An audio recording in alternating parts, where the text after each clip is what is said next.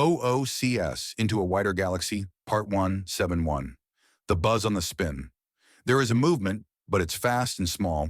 He takes a deep breath and starts pushing past all the distractions and buzzing.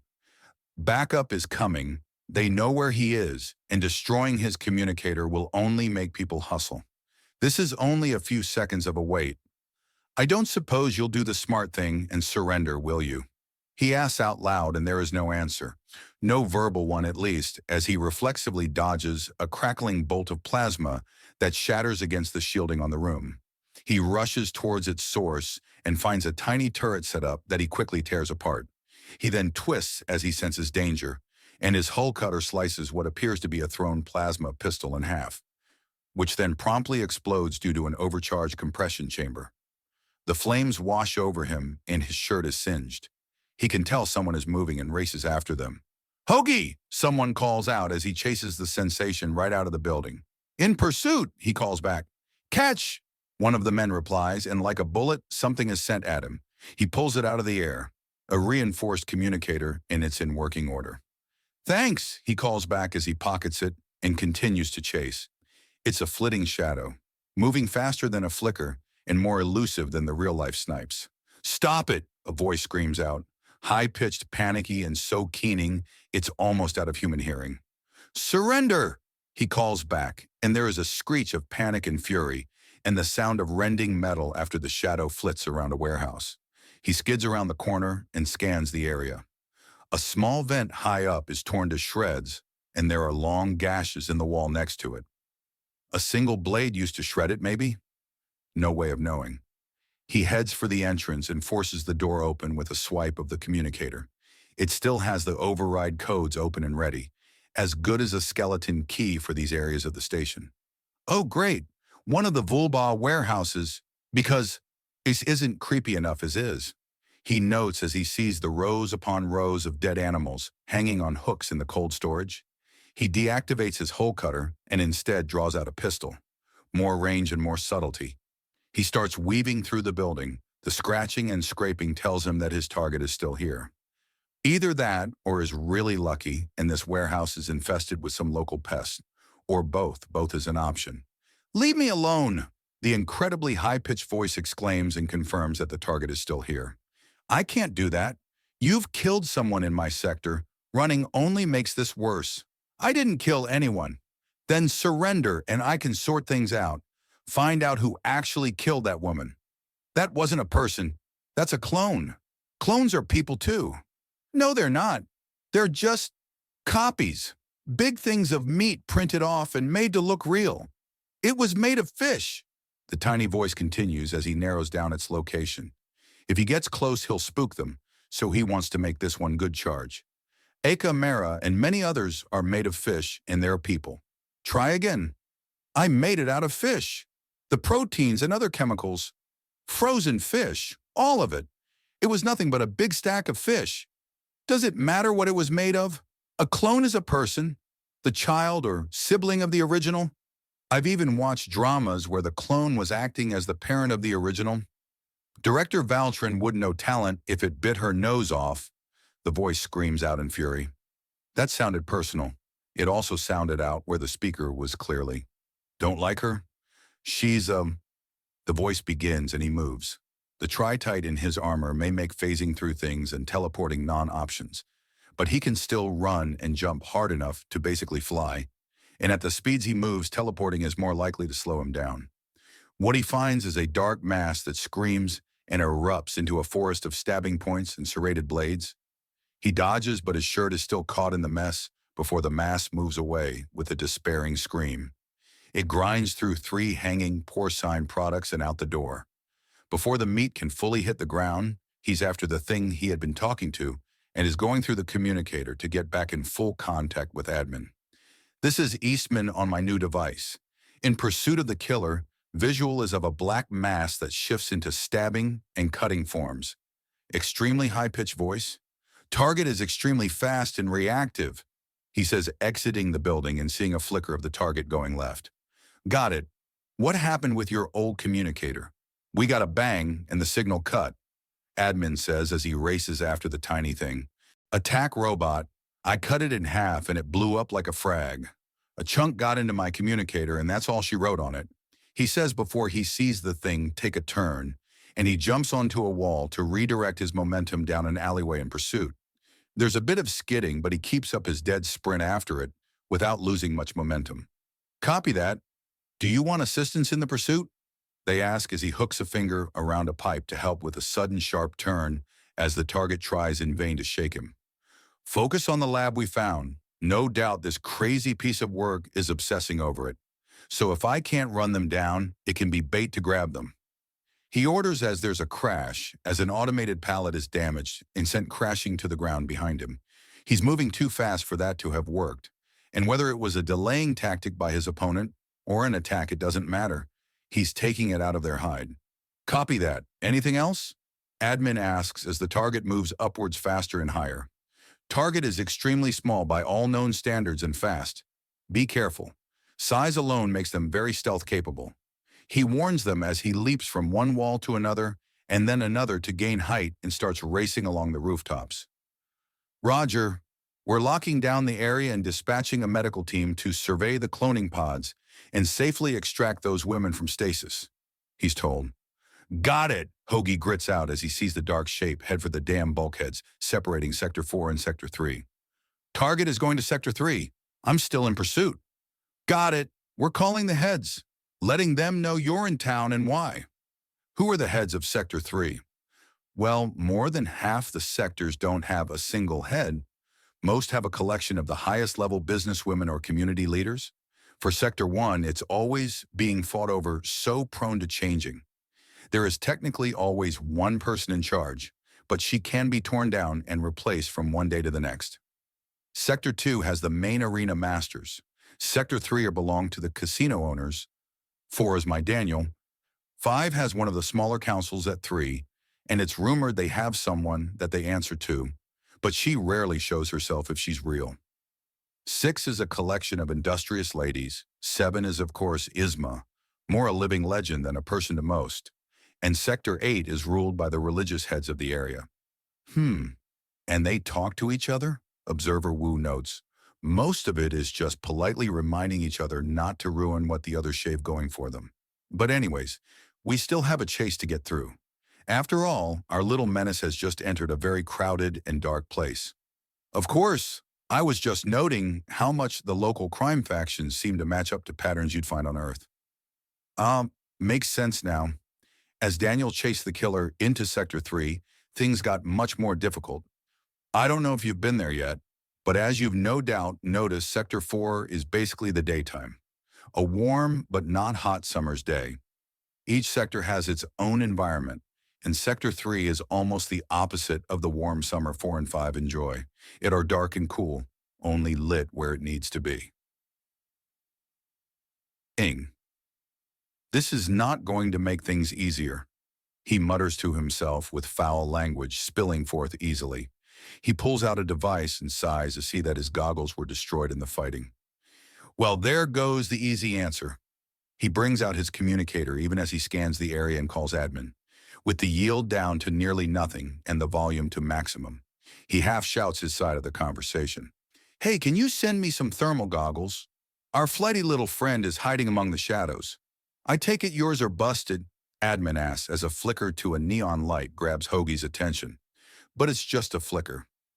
The lenses look like modern art, he says even as they start clicking back into place and merging together.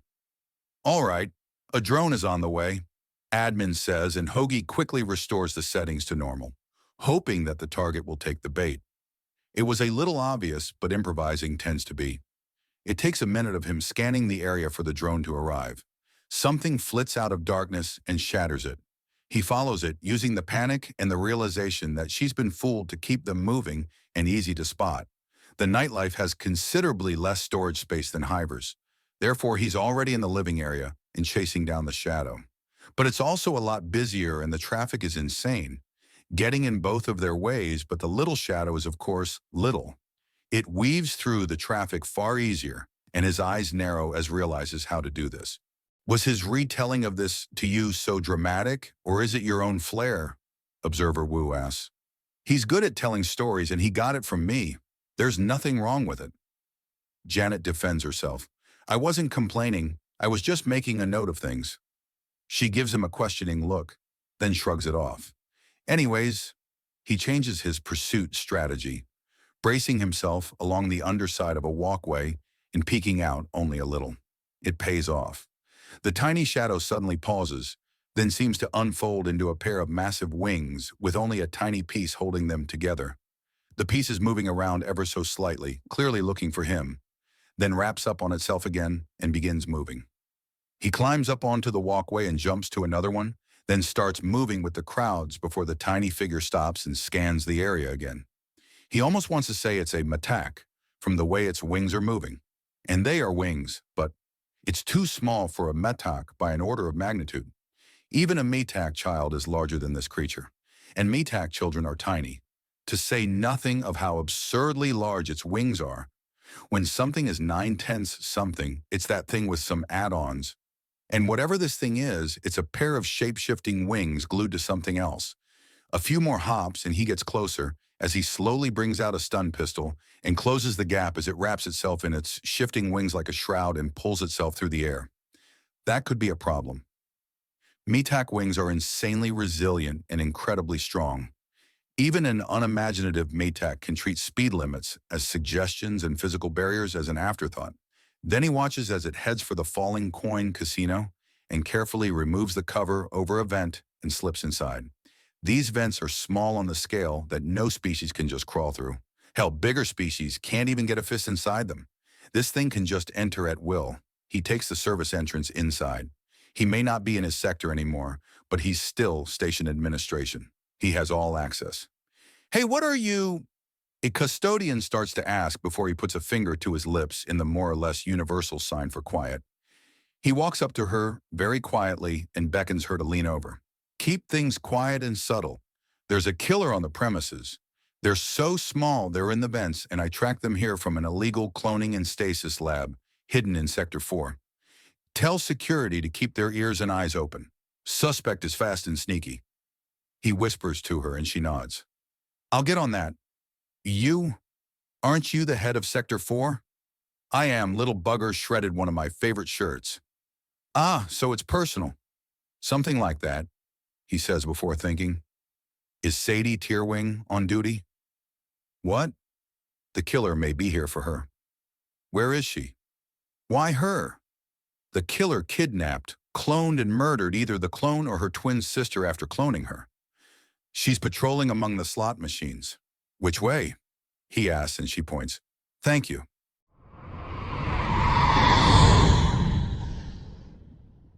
OOCS Into a Wider Galaxy, Part 172. The Buzz on the Spin. So do his duties on this station often take him to other sectors? For as oddly familiar as this system is, if the head of an area was in someone else's territory on the regular, then there would be problems. There are surprisingly few problems. He didn't start as a head after all. He started up as administration, and that's generally how he talks to the other heads. However, when he speaks as the head of Sector 4, he's usually in Sector 4 or directly chasing down something that started in his sector.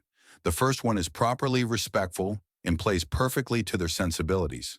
The second is in active motion, and if they put anything in his way, he's going to dodge it or crash right through it with no resistance. They know better than to try at this point, which implies that he's done this multiple times. Yes, he has. It's a regular thing that if anyone tries any nonsense with Sector 4 or with any of their products, which is the majority of the food on Octar and Spin, then he can and will show up in short order. Janet explains and Observer Wu nods. He's too active to stop, too hands-on. This is like hearing about the chief of police or a 438. No, a chief of police who is also a 438, who is also his own 426, heading out to bloody themselves with those who make trouble in their territory and chasing down those that run. 438 Sabajisibyug? Janet asks. Well, in China, organized crime is in the forms of triads, identifying ranking using numerology. There is an enormous amount of cultural baggage and relevance, but in essence, a 438 is a deputy to the head of a triad, and a 426 is an enforcer, Observer Wu states. Still, back to the story. After he was given his directions to the casino floor, where the estranged sister of the first victim was on duty, oh right, well he didn't want to alert the killer that he was still on the trail, so he stuck to places out of sight of the vents and grills that kept the airflow in the casino strong. Unfortunately, as a place with many people in close proximity, it has a great deal of ventilation to stop the massive amount of perfumes, colognes, and the general smell of people from settling in. There wasn't much in the places where he could actually stand without being in full view of a vent, and if his target stuck their head out to get a better look, he'd be spotted instantly. Still, he is in view, in the staff entrance, and Sadie is being pointed towards him. The short woman visibly sighs and walks over. What? What is so damn important? This is my first... Oh, a man? Wait, that mustache. Are you the Sector 4 man? Sector 4 man? The man that's in charge of hivers. I am, actually. Get in here and up against the wall next to me. There's trouble. He instructs, and after a moment, she's pressed against the wall. Why are we doing this? We're staying out of casual sight of the vents. There's something small, vicious, and murderous in them. I think it might be here for you. Why me? Because it's already done. Something to your sister Shelley. What? What do you mean something? What happened? Well, it's cloned her and has either her or a copy of her in stasis, and whichever one it has in stasis, it's killed the other. Why? I don't know. All I know is that this thing has done so 30 times now, and your sister just seems to be the latest victim. And it's after me next? I got a glimpse of it and started chasing it down after finding its lair and cloning lab. It came here. It's in the vents. I can't fit in these vents, and I'm not exactly tall for a metak. How is it fitting in? She demands. It's very, very small, Hoagie says. Is Shelley okay? Sadie asks. Number, I don't think she is. Even if it's actually her in stasis and not a clone, she's still been kidnapped, thrown in stasis and clone. She's going to need her sister, Hoagie says. Yeah, right. More likely she's going to need more money. She always chose that over me, chasing fame and coin without end. Look, it's not my damn place to say this, but... Then don't say it, Sadie says, and he slowly turns to give her a look. He sends out a pulse of axiom and can't find whatever his target is anywhere near. So he moves and flicks the girl in the head. What was that for? Being a bitch. Seriously, girl, get your priorities straight. He snarls at her, and then something shifts. He can't tell for sure that it's his target, but his instincts scream at him as he brings up his stun gun and fires. It hits center mass on the black shape, which screams in panic and crashes through the air. Guests and guards diving out of the way of the spinning torrent of death. Hoagie curses under his breath and races after the shifting black mass that careens out of the casino and takes off. Go away! The tiny voice shrieks at him. I can't do that, he calls back. Surrender! The voice of the killer shrieks in despair as he continues to chase before it darts to try and take advantage of the shadows. But Hoagie's taken the time to fix his thermal goggles, and they highlight where they've hidden. A barrage of stun shots rocket towards the mass, and it shifts with a scream of panic. Hoagie, we've got information, his communicator barks out. He taps it. Give it over. I'm in pursuit. The girls in stasis are all the originals, all of them but Shelley reported dead over the past 20 years. This has been a pattern. Do we have any reason why? The girls know each other. They were part of a show that didn't go very far, but either tided them over when their careers were on the downward edge or started them out. Let me guess, there was someone unusually small in the cast. Darwin Greatwing, a primordial dwarf metak. Jesus, carrying Christ. Let me guess. Dumbass couldn't get a career off the ground beyond being some punchline or novelty and vanished a little over 20 years ago. 23 years ago, after a very public blow-up, admin informs him, and Hoagie lets out a deep groan of frustration and disgust. Darwin Greatwing, you will stop running or I'm going to vent the whole Sheryl sector to stop you. What? Darwin demands in shock, pausing just long enough for Hoagie to put on an even bigger blast of speed. Bruises form and start fading as the axiom in his system pushes him to speeds well beyond what any human should go without protection, and he slams into the dark mass. He puts his pistol right against it and starts unleashing all its power to find a gap in the powerful wings. The screaming starts high and then goes into a level he cannot hear but can still physically feel before the tiny figure suddenly rockets away in abject terror of Hoagie and slams into a building. At the speeds he's moving at and with only a little axiom to help, the air provides enough of a surface to jump off of, and he gives chase through the broken building. "Don't use my name. You don't deserve it," Darwin calls out at him through the shadows, and he adjusts his goggles. Too much dust, too many walls. "Admin, where are we? We were making a lot of trail in that chase. This part of the sector is slated for refurbishment. You're in an indoor amusement park." Never been here before. It was decommissioned before we even got here. The order to scrap it and rebuild is low priority, so it keeps getting kicked back in the lists. Whole place is forgotten and ugly and unwanted. Like me. Darwin calls out, and the whole place begins flickering to life. Hoagie rolls his eyes at the dramatics. "Right. Because we don't have the level of medical technology to literally build you a better body if a healing coma can't just wash away your issues." Hoagie says back to get Darwin to keep talking. "METAC wings are as resilient as they are powerful, and since this guy is 9/10 wing, this means the actual target area is small and often nearly perfectly protected. But if he can just get one stun round on the little bastard, he should be able to pin him one-handed. Healing comas don't work on my kind." "What METAC? Bullshit, I'm a big wing, you idiot." I'm missing some cultural context, aren't I? Was he? He was. METAC wings actually get larger if they're a dwarf of any kind, Janet says. They're called midgets. No, dwarfs. A dwarf is a Scandinavian fantasy creature.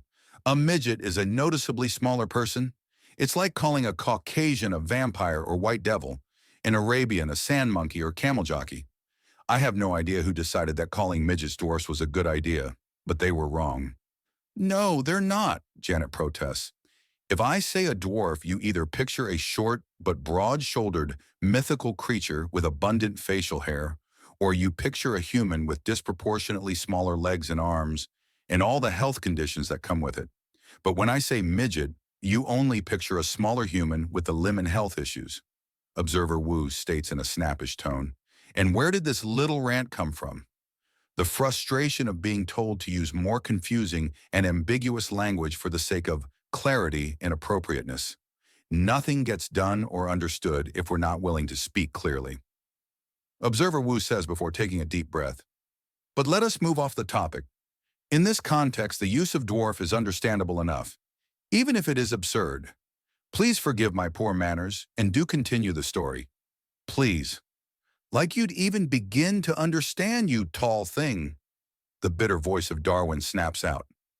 "It's not like it matters at this point. There are options beyond healing comas. You could have had a body bioprinted to match your DNA, but at normal size and transferred your nervous system to it." "It's too small," Darwin screams, crashing through a wall, with his wings slamming into Hoagie and driving him down. They crash into an open room and Darwin rushes down a revolving hallway. "Really? You really think this will stop me? You're dumber than I thought. After all, there were more options still. If your size was really such an issue, there are more easy and legal ways to solve it than can be counted. It's in my axiom. It interferes with everything. Pours them into my wings." Darwin screams as his wings stretch out and deflect the trinity of stun shots from Hoagie. A tendril grabs the pistol as another 4 crash into him. They scrape at his armor and only force him back. "I've tried and tried and tried and tried. The axiom always puts them there. In my wings, and then they grew too big to hide." "Then why are you hiding still? What's so important that you have to kidnap 30 people to get it done? What could you possibly gain by having a bunch of middling actors locked in stasis?" Hoagie shouts out as he puts his hand to the wall and senses what's on the other side. Darwin is watching the tunnel like a hawk, so Hoagie starts tearing at space itself and opens a new doorway. Darwin isn't an idiot and scatters, but Hoagie has proven there's no real way to stop him, even with his wings. They're free now. I have a whole medical team looking them over. They're going to get their lives back. They're going to walk away from this with you as nothing more than an insane, obsessive horror story. And I still want to know why, Hoagie says as he marches between shutdown rides covered in dust and tarps. I'll get them back. I always come back. Little Jojo always bounces back. Your name is Darwin Greatwing, Hoagie says. No, no one cares for the freak. Everyone loved little Jojo. Jojo was wanted. Jojo was needed. Christ on a bike, you need a shrink. I was the heart of the show. I was the star. I mattered. And now you're a midnight special on serial killers and kidnappers. Well, no, and I'm done. Shut up, Darwin screams out. Why didn't you try cybernetics? Go full synth and your DNA doesn't matter. Metal, Darwin asks in a tone full of disgust and disdain. Jesus Christ, you idiot.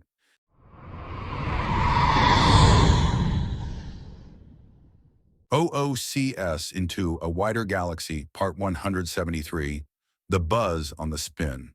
All of this because you're too stupid or squeamish to try all the options. There are so many ways to get out of your situation, Hoagie calls out in a fury. Shut up. Comas work on everything but me.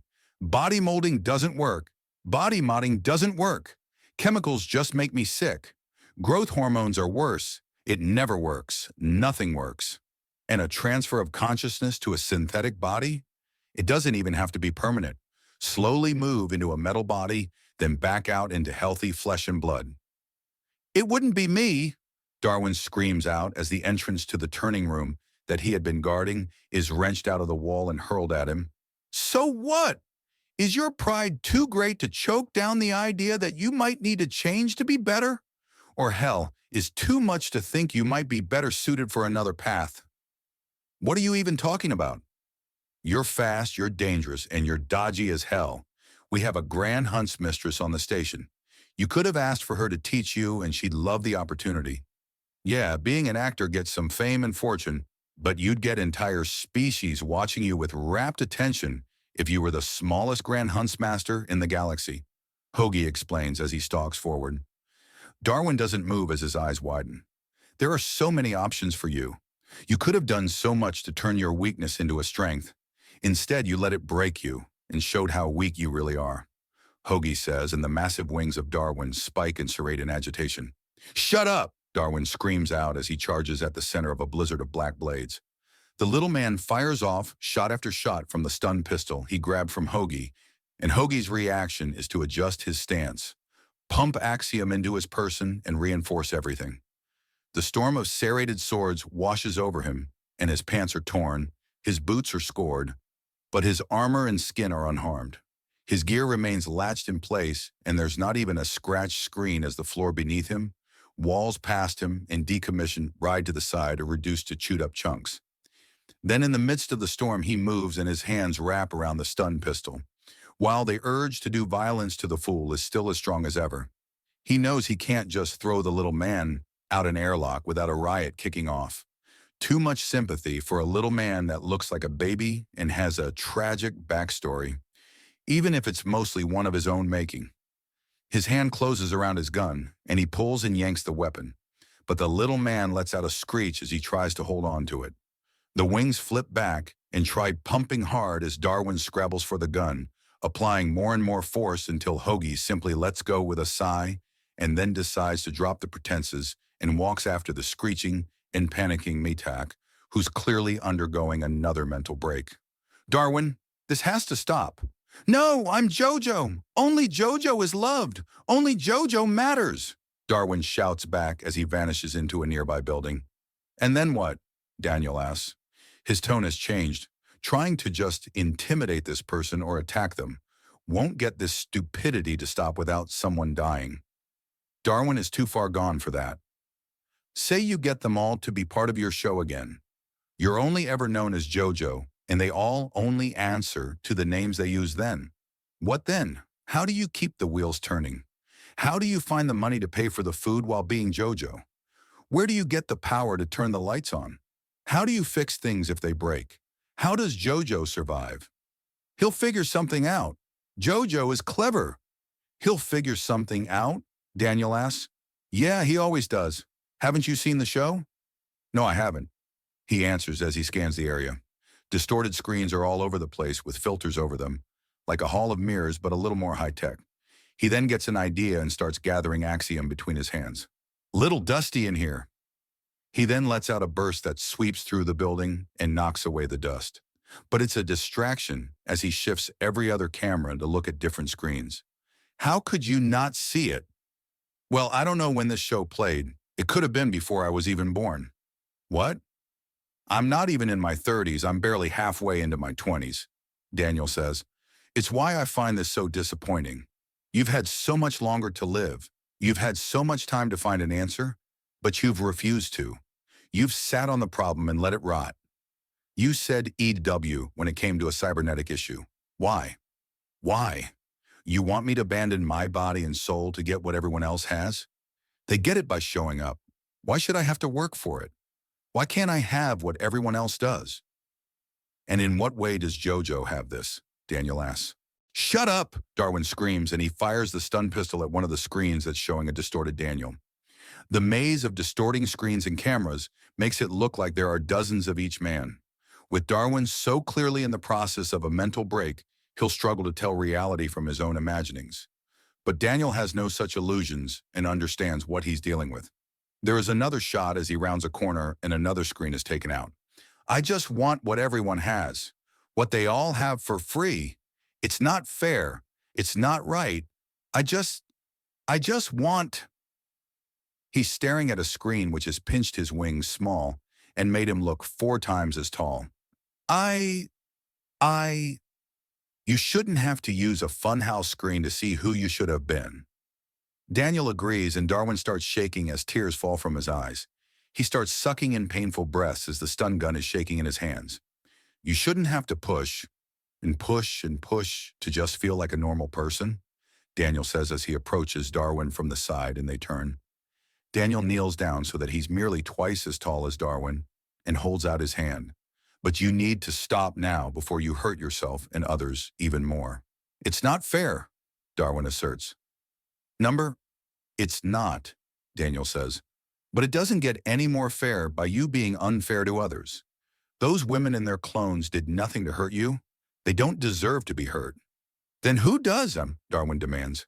No one. No one hurt you. You just had rotten luck. Now give me the gun, and we'll see what we can do to stop this. By killing me, Darwin demands, holding up the gun and pointing it at Daniel's face. This is a pirate station, outside the law of the nearest nations. You deal with things by throwing them out the airlocks. Only if it solves the problem. And this time it won't, so we'll do something different. What? What could you possibly do? There are 2 options you haven't taken, likely many more, but 2 stand out. The first one is to use cybernetics. You go into metal, then you come out in a newly made meat body that's perfectly healthy. Even if you don't like being in metal, it won't be forever. There are ways backwards and forwards into being a synth. 5 years tops and you're a fully healthy metak, or whatever else you want to be, though that would add a couple more years. Without adjustment periods, there's a risk of feeling even worse than today. That's bad. What's the other option? Therapy, lots of it. I tried it. It never works. Likely because you were looking for a way to get better. But if you give it up, if you accept that you'll always be small, you might be able to heal. But I don't want to be small. Why not? What's so bad about it? You wouldn't understand. You're a full-size Tret. Human, but that's beside the point. What's so bad about being small? If I don't understand, then teach me. It's respect. No one respects me. I'm just a cute little thing. A dollar, a toy. I can't even stand to be around women. They just want, only Jojo would want what they give, and they only have that to give. He looks Daniel right in the face. I'm 200 years old. I don't want to be a child anymore. So you want to be a man? Yes, I want to be a man. I want to be looked at as a possible husband and not an adoptive son, or a playmate for their daughter, or a little thing they can wrap a ribbon around and nap with. I'm a person. I deserve respect. And so now we have a third option, Daniel says with a smile as he slowly reaches into an armored side pouch. He brings up a small data chit he holds out to Darwin. Recruitment. What? You want respect? It can be earned. You want strength? It can be earned. I am part of another organization beyond this station. I am a soldier of the Undaunted. Have you heard of us? He asks, and Darwin shakes his head. We are a military force, halfway between official special operatives for the galaxy at large, a rescue operation, and a mercenary company.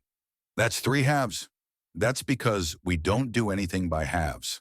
Daniel jokes, and Darwin just looks confused. Never mind. The point is, if the main idea of things is respect, then that's doable. You don't need to be the size of a Canador to be effective in a fight. You managed to set up a cloning lab and keep 29 people in stasis safely for years while on the move.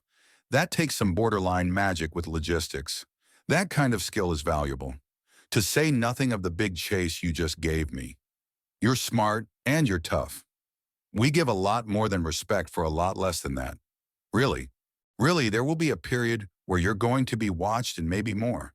You have hurt people, but if you're willing to go through the legal punishments for what you've done, then we'll take you and you will earn what you've been craving. We also provide therapy. It's mandatory for people in unusual situations. Like me. Yeah, being a criminal is rather unusual, Daniel says, and Darwin gives him an odd look. What, you think that it would be the size that would get you judged? The worst you'll get is some teasing for that. But kidnapping, murder, we'll be watching that. For what I did, not what I am? That's right, but first you need to give me back the gun, Daniel says, and there's a pause. A few moments later, he sheathes the shock pistol again. So, the Undaunted have the right to impose jurisdiction in places like this and make a habit of recruiting clear criminals? It's not that simple. This area is technically out of everyone's jurisdiction. That's the point of it. It's a very first come, first serve kind of place, so long as you don't mess with the station's rule about it. And that rule is, if the problem doesn't start here, don't continue it here. Which boils down to, if a criminal retreats here, then arresting them here for that crime isn't tolerated.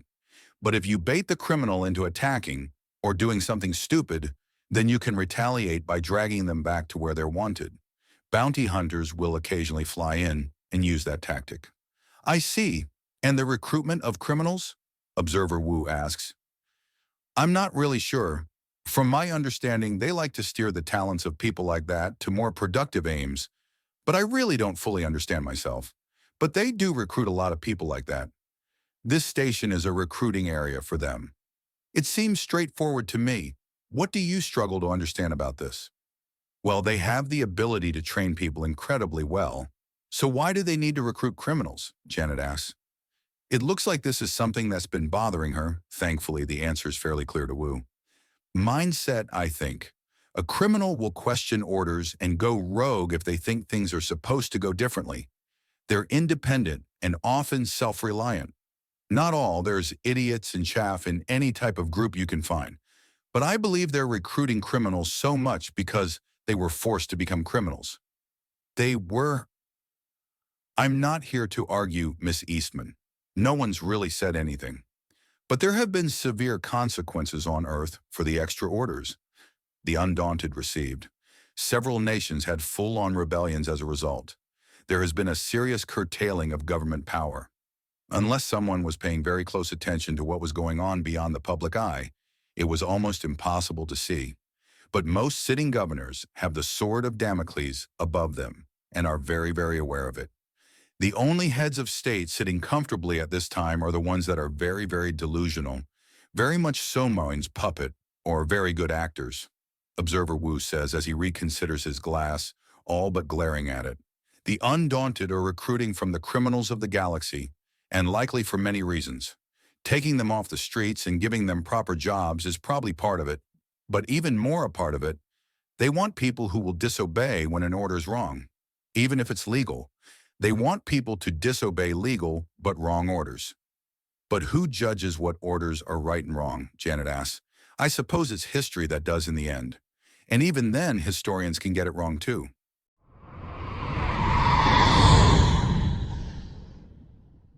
OOCS Into a Wider Galaxy, Part 174. The Buzz on the Spin. So he's had quite the day, a haunted ship turned into a refugee crisis, followed by a short ship battle, a quick attempt to break up a fistfight between space wizards, and then a massive drama involving the psychological breakdown of a former actor and the horror show that created. Observer Wu notes. It wasn't over yet. No, Observer Wu says in an amused tone. The day was only just half done. Unusual days are full of odd things.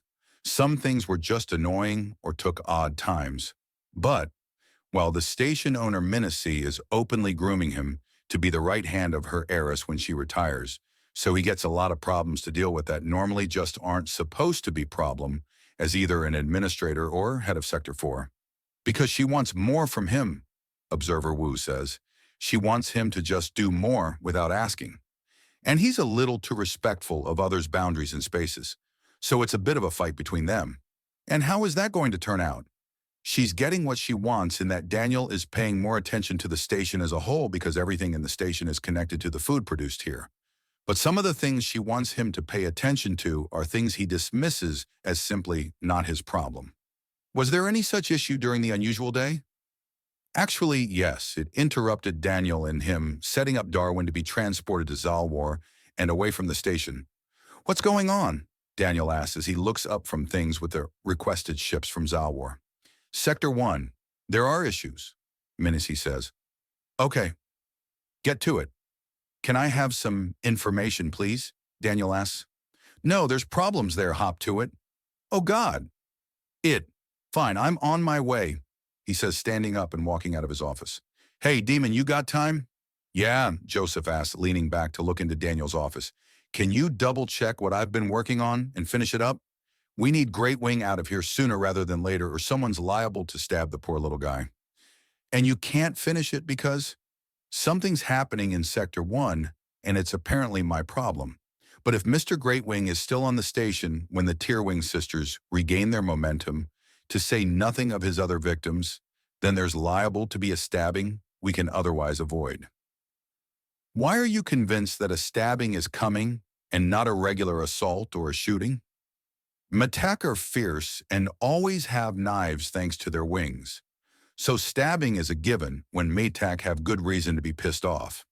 And I can think of two who have a very good reason to be pissed off. Fair enough, I'll get on it, Joseph says, raising his hand, and gets a high five as Hoagie passes by. Thanks, big guy, Daniel says as he walks past and gets to the proper lift.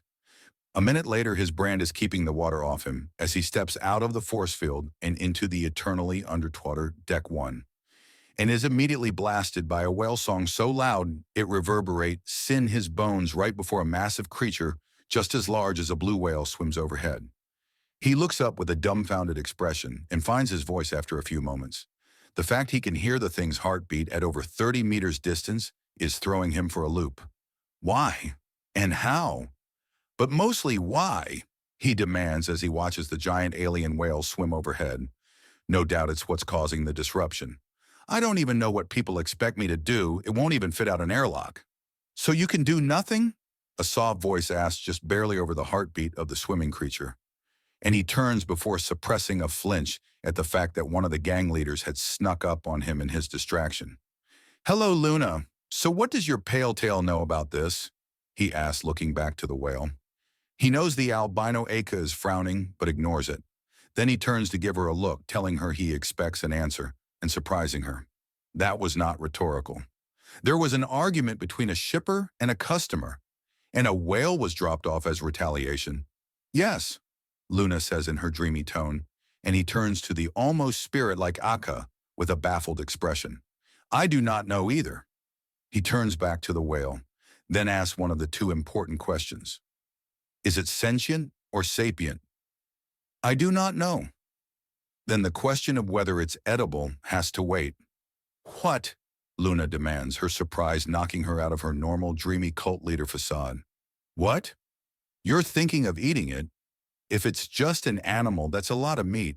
We get a big tournament going on the next sector over to work up appetites, and the station looks generous with a massive whale meat feast.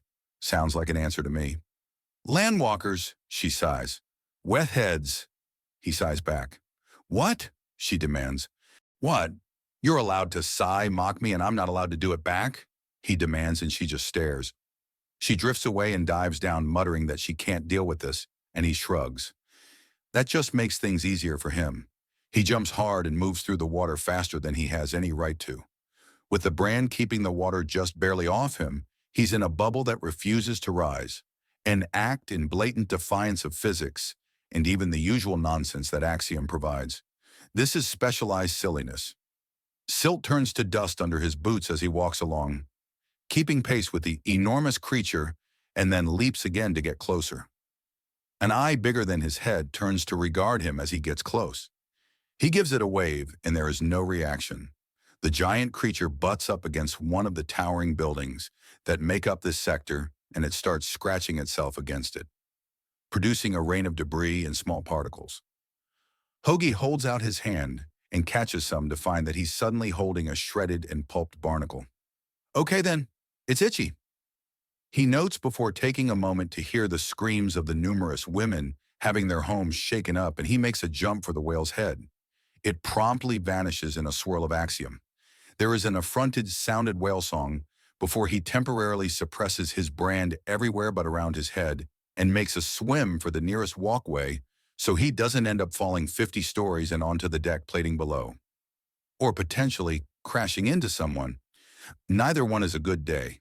So why is his Axiom brand acting in such a manner? Observer Wu asks. From my understanding, the thing is designed to work as an emergency spacesuit basically. It keeps a thin layer of breathable atmosphere at a comfortable temperature around an Undaunted. A side effect of this is that they get no lift in water and often miss any form of dangerous gas warnings.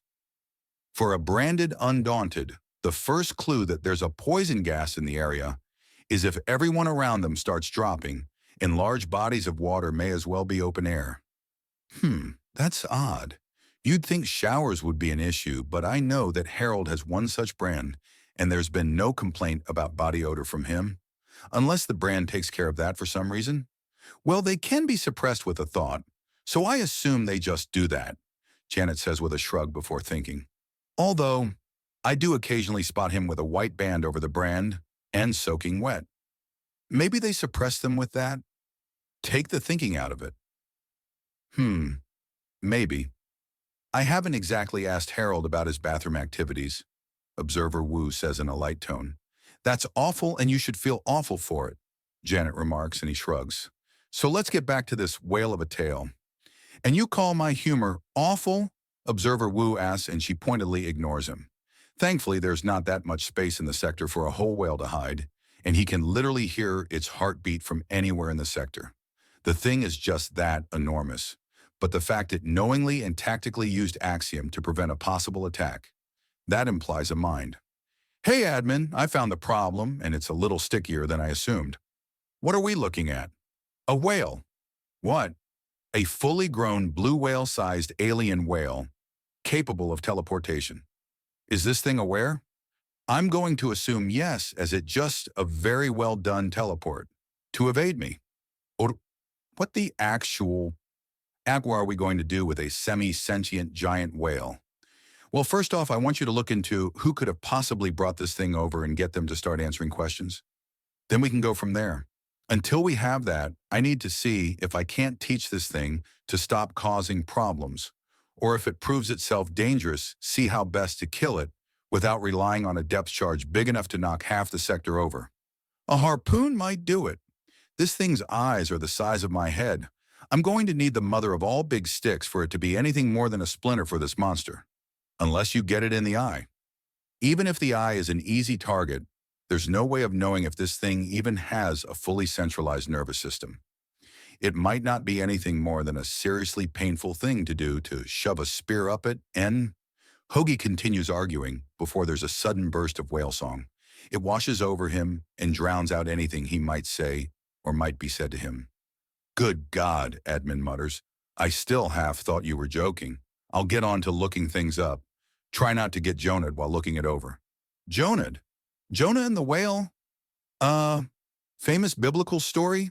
Sorry, Go to church, you heathen. I'm going through the records now, admin says and ends the call. Who peed in his cornflakes? Hoagie wonders as he straps in the communicator in the observing position. Well, here's hoping this doesn't wreck the shirt. I like the flamingos. He then takes a running jump off the platform and then cankles his brand a little bit later, shocking the whale, and it contorts as it blasts him with more whale song. The brand reactivates and he lands on the walkway he had been aiming for. But the whale is still confused and frightened as it moves around and eventually looks down at him as he picks himself up. Of course, your song is echolocation in the water, and my being in atmosphere is giving weird results. Then my shifting in and out is shifting the results again, he says to himself. In other words, it's curious, concerned, and cautious. The whale has lowered itself and is belting out a less powerful song as it tries to understand what he is and stares at him. He reaches out with a hand and slowly walks up to the creature, putting a hand to its side behind the eye, then leaning in to place his head against it.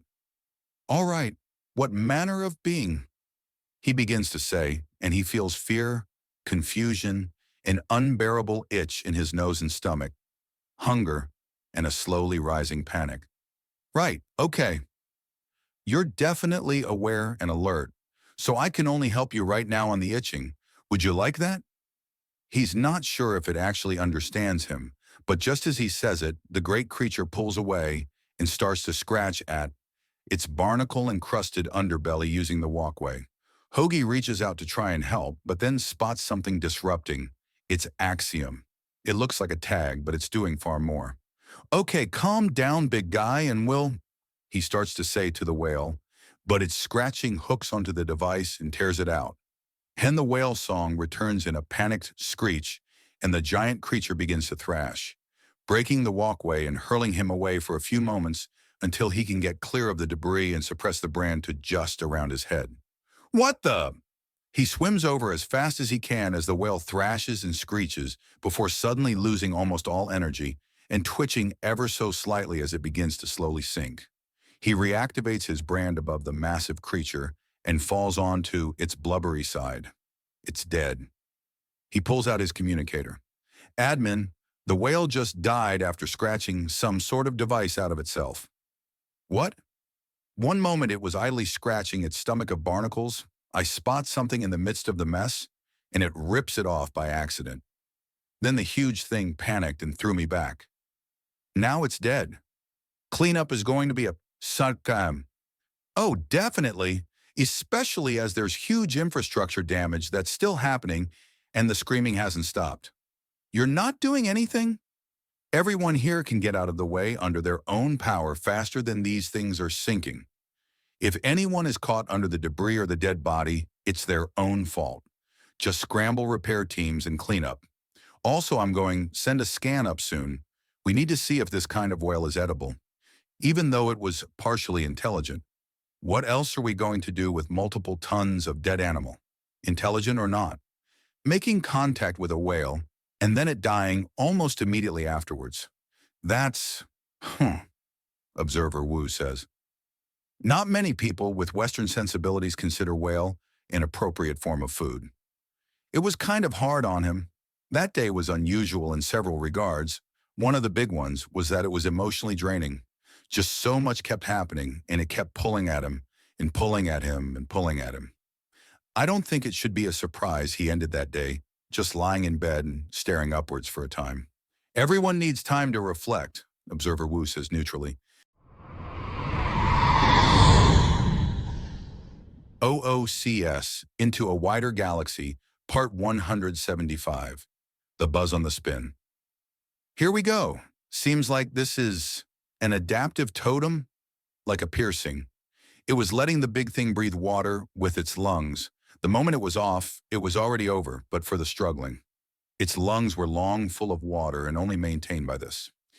Even if we could get it into air safely with its mass, it would still have drowned.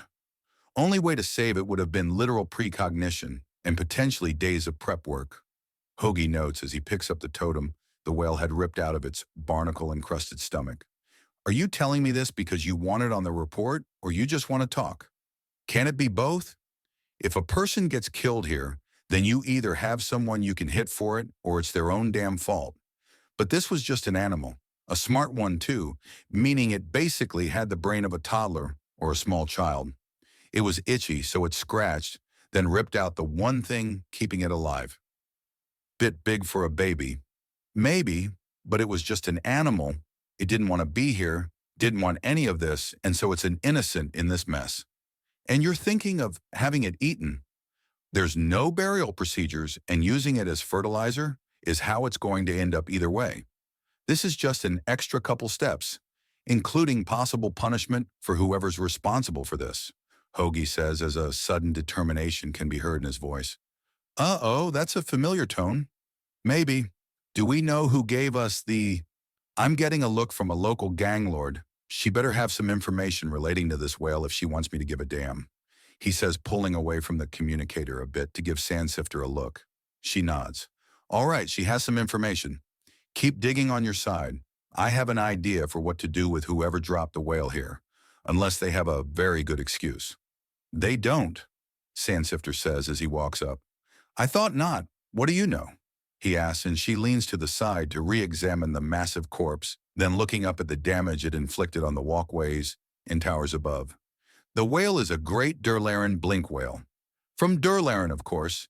It's a major colony of my species, she says, and he nods.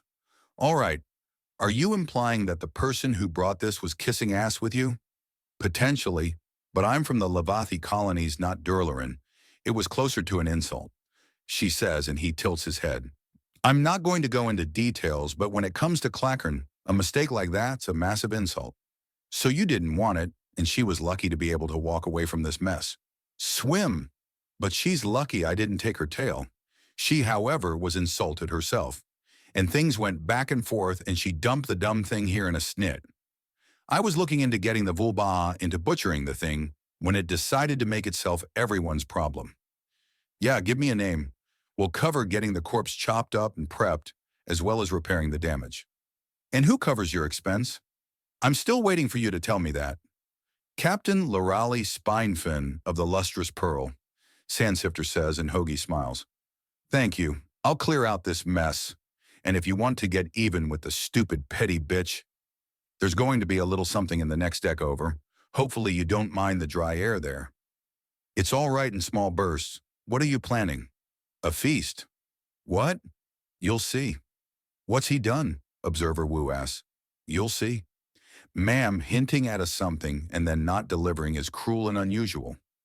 I'm glad to see you're so invested in the story.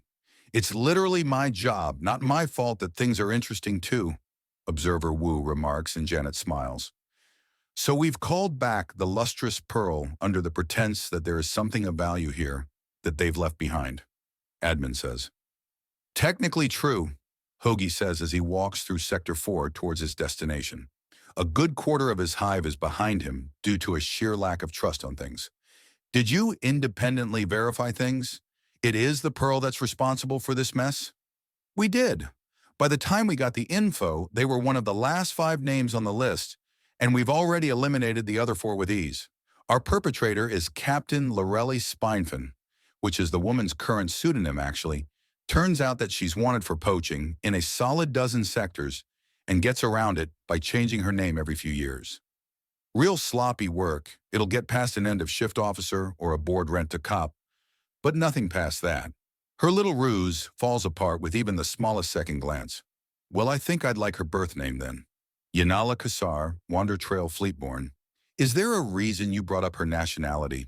She's banned from her home fleet for rampant theft leading to the loss of life. Ever since her every false ID has had a planet to call home. All right, good to know if she becomes more of an issue, but trivia if not. So what are you planning? That depends on how the talk with the Vulba goes, and if I can get things started in Sector 2. How far out is the Pearl? 6 hours, maybe more? So a late dinner, sounds good? He says before he sees the rising tides of red from the Vulba hives.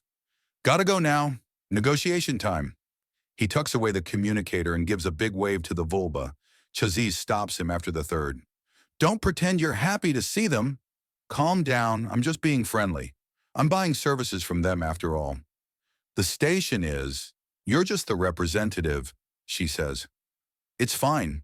You girls have long claimed me, my wives and the mothers of my children.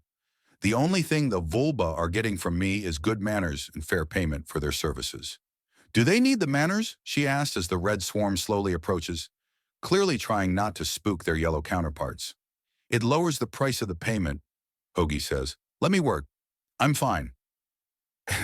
She says nothing, but Chaz's and about a dozen others are clinging on to him, and he accepts that as the best he's going to get as he steps forward to negotiate. Greetings, Hive Sanguine. If you have a taste for fair pay, I have a commission for you, he calls out, and there's the sound of happy chatter from the vulva. Zazie gives him a squeeze as one of them is nominated as the speaker and buzzes up. Hello, Hive husband of Hive Berserkers. Hello, name Kinchazzi's. I'm Chazzy Sanguine. It's wonderful to see you. And what kind of commission are you talking about? Has something happened? Is anyone hurt? What kind of schedule are we looking for? A bit of a rush job, actually. I need a full-sized Durlaran blink whale butchered and prepped for a late dinner in Sector 2. Some people are hurt due to the whale's death, but nothing serious. Oh, okay. How was the animal killed? A lot of harpoons, barbed arrows, and darts and such tear at the meat and can leave nasty little bits inside if things aren't made to a proper standard. It drowned, actually. The whale is old enough that it has barnacles on it, and it was in Sector 1. It was trying to scratch and ripped off a totem that was stopping it from drowning, and then, well then, it was done. Poor thing. Poor creature. Still, from loss comes life. We don't get whale meat that often, so in exchange for 10... Chaz's Sanguine looks back at her hive. Make that 15% of the animal for the hive, and an hourly artisan's fee per hive member will make it happen. This whale is huge, and with what I'm planning for it in the end, take 20%. I want my plan to be cruel and unusual, not outright evil. What are we going to do with 40 tons of whale? Chaz's demands. Share it with your sister hives? Preserve it in stasis and sell it once the initial rush is over? Experiment? Hoagie both asks and lists off options. Wait, do you really think you can shift the rest of the whale in just one feast? The bones, the cartilage, the organs, all of it can be eaten in one way or another. But time's not on your side when you have that much fresh food, Chazzy Sanguine states, and he has a smirk spreading across his face. Not at all. In fact, I suspect there's going to be a great deal left over, he replies. 1 ton of meat is generally enough to feed a small tournament, and if there's one that takes up an entire sector, or even the whole station, I've got hundreds of tons to shift. Then what are you doing? She asks, and he smiles. No, really. What are you doing? All right, girls, you need to let her close so I can whisper the answer. I don't want this getting out before I spring it. Do we have to? Zazie asks. Oh, come on. We have our own hive husband anyways. Yours is cute, but we love our cuddle monster and wouldn't trade him for the whole station. Chazzy Sanguine calls over. See? Hoagie asks as Chaz's berserker glares at her counterpart, then looks away with a growl. Hoagie motions for Sanguine to buzz closer, and she does. Okay, what I'm planning is... He begins before leaning in to whisper into Chaz's Sanguine's ear. The vulva buzzes backwards with a shocked expression, and her hands over her mouth in horror. What do you think? You're mean, she protests, but it's not evil, right? I'm going for cruel and unusual, not twisted and evil. Well, I mean, I suppose you giving away more of the whale meat makes sense now. That's you being nicer. And other people can help her, but until her penance is done, she's going nowhere once I get my hands on her. What if she needs to go to the bathroom? She's getting a special chair to sit in. Wow. Ew, in public? Yep. You're mean. Someone else is mean for not saying what he whispered. I'm keeping you in suspense. He was so proud of it at the time. He still is if you ask about it. Janet answers and Observer Wu sighs. Can you at least promise me you're going to tell me what he actually does by the end of this? Because it's literally my job to hear it. You never read a book to your children at night, did you? I read them poetry and silly rhymes for my elder, the younger love songs. Observer Wu says, and Janet nods. That was a very good answer. Ma'am, I'm not on the market. I know that the local ladies have encouraged you to share, but I'm going home when my tour is over. Oh, sorry, I'm not actually flirty. I'm in my diner. The waitress is friendly, mildly flirty, and never forgets your order, so she gets the tips. This is just what I do when I'm working, Janet says, and he chuckles. My apologies for misreading you then. I'm used in an entirely different serving culture back home. Right, anyways, back to do something wicked, merciless, and honestly more than a little cruel to someone who deserves it. You're having too much fun with this. Honestly, if you had spent any time in the station before coming straight here, you would likely have heard of this already. News got around, and it's the reason Administrator Minnesy is already planning out her vacation, and her heiress is on her way. This was the big moment where my Daniel proved that he was ready to be the righteous right hand of wrath on this station. If you build him up anymore, I'm going to start looking for the signs of a cult. I'm allowed to be proud of my son. Yes, but please. What happened? What did he do that you're more eager to tell me about that is above and beyond saving a ship of slaves, fighting back mercenaries, dealing with brawling space wizards, and then talking down a serial killer? Well, what he did was